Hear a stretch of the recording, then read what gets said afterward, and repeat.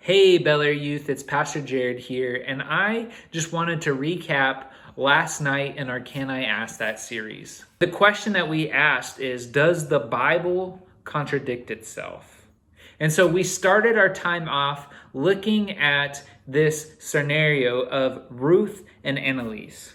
Ruth was this girl that everyone looked up to. She was smart, she was athletic, she was kind, she was funny. And then there was Annalise, who was a Christian. And so Annalise would ask Ruth why she doesn't believe in God. And so one time Ruth gave her the reason because the Bible contradicts itself. This was something that Annalise never thought of. And then Ruth decided to take this on as a project for one of her classes. And so she created this chart that showed how each of the Gospels have a differing account of what happened when Jesus was raised from the dead. And then this caused Annalise to question and to doubt because she had never thought about contradictions before. So we spend our time then acknowledging that there are some places in the Bible where it seems to contradict itself. But when we come across those, we were reminded of two things. The first is this, that each book of the Bible is written by a different author. Well, each author or writer had been inspired by God, and that each book was inspired by God, they were also writing to a particular context. And they thought that maybe some things were more important than other things. And they were addressing different questions and concerns. So that is part of the reason why there are some contradictions in Scripture. It would be similar to if you or I were to tell a story to one of our friends or to write a story out to share with one of our friends. We know our friends, we have a good relationship with them. We might even have some inside jokes that we can play on as we tell the story, versus if we were to write a story or tell a story in a class setting. That is going to be a little more formal. There are things that you might focus on that you wouldn't focus on to your friend, or there are things that you might leave out that you told your friend that you would tell the class. And so it's just important to remember that one of the reasons why there are contradictions is just because there are different perspectives of the authors as they are writing this inspired text. I don't want you to hear me saying here that the Bible is not inspired by God, because it is.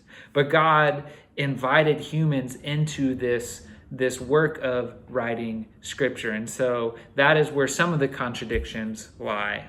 But then the second is this, and it's between the difference of infallibility and inerrancy. So these are two words. I'm going to break them down for you real quick. Inerrancy is the belief that the Bible is completely without fault, and therefore all of the facts are accurate. And this is compared to infallibility, where this is the belief that the Bible is inspired by God, but might contain some technical errors. However, these errors don't change the message of the Bible. And so we as Nazarenes, we lean more towards infallibility, right? And so I'm going to read to you the statement that we as Nazarenes believe of Scripture. And this is that we believe in the plenary inspiration of the Holy Scriptures, by which we understand the 66 books of the Old and New Testament, given by divine inspiration, inerrantly revealing the will of God concerning us in all things necessary to our salvation, so that whatever is not contained therein is not enjoined as an article of faith. First off, the articles of faith are just beliefs that we as a church have. But really, to break down this understanding of Scripture, what we are affirming when we read this statement that the Nazarene Church has on Scripture is this: that Scripture is inerrant only as it reveals God's plan of salvation for the world. This leaves there to be some room for contradictions or errors within some of the accounts and stories. Because the purpose of Scripture is not to just create this historically fact document. Instead, it is to reveal God and God's desire to redeem and to restore and to save creation. And this is what Scripture is about. It is about revealing God and God's plan of salvation. And we as Nazarenes believe that is where Scripture is perfect or without error. Then we spent the rest of our time looking at and talking about some contradictions in Scripture, just so that we could continue to wrestle with this idea. So one of the things we looked at was the different accounts of Jesus feeding the 5,000s. There are some minor contradictions in each of the Gospels and some minor differences. And then we also looked at the deaths of Saul in 1 Samuel versus the death of Saul in 2 Samuel and the difference there. And so in doing this, we just wanted to affirm again the beauty of Scripture. These contradictions, they point to this beauty, I think, because Scripture and how it came to be is a divine and human partner. It's a divine partnership with humanity, right? Well, God has divinely inspired Scripture. God has also invited humans to partner with God in its creation. So God used ordinary people to write different parts of God's story. This story that would be shared throughout centuries.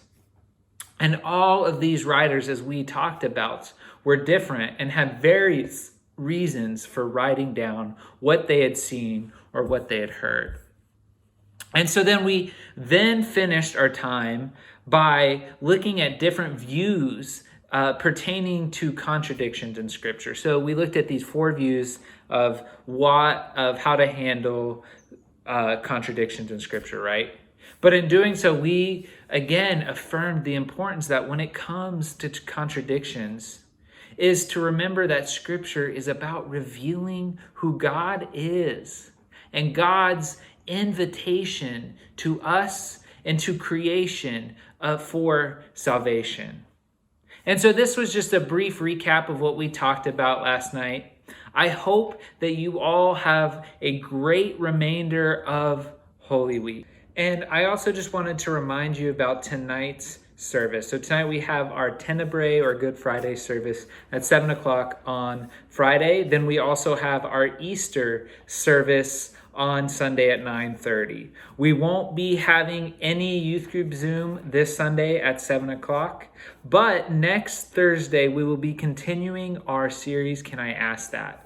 Where we will ask the question, can I be a Christian and believe in evolution? I hope that you all have a great rest of your day, and I pray blessings for you all.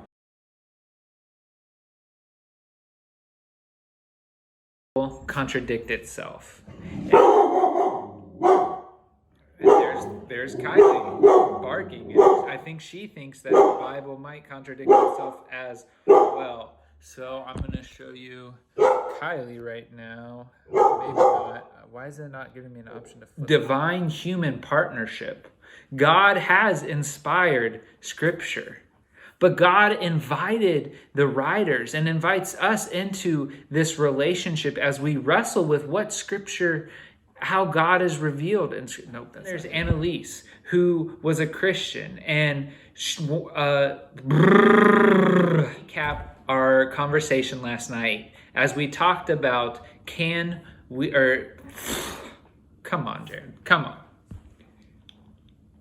Hey everybody, it's Pastor Jared here. I hope that you're having a great week and that you are having an amazing Holy Week. Why would I say that twice?